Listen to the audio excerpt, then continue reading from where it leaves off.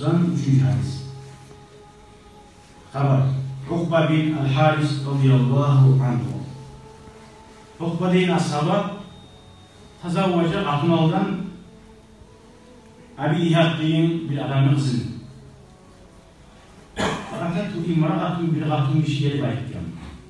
İnni kad Allah'tu Ukba velleti kad tazavvaca biha. Şu Ukba'da da şu Aknal'dan kızga da ikisine de bir süt içirken var diye. Bu eşikten emçek anadı. İki emçek kardeşler, kız kardeşler koşumu alandı burası. Biz ayettik ki innamayı turma taraftı bu. Yamazatlı oralarına. Halbuki yamazatlı sınavlar. Bir kardeş süt içirken kız kardeş birbirine koşulma yaramayın.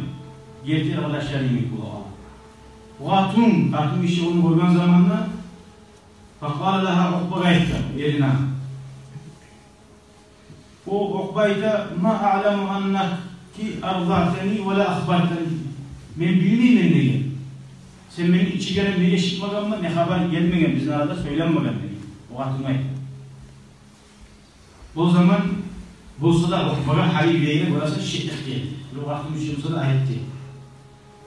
Haratiba ila Resulullah. Peygamber yayına Medine'ye vardı.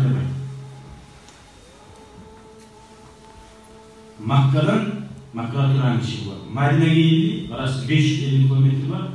Hakkın yaramayınca koşulma ayrılma takı. Hakkın işle ayetken. Sözü tutulan tutulmayın. Peygamber'e sorma var. Fakale Peygamber Aleyhisselam'ın kayfa değil. O hak değil.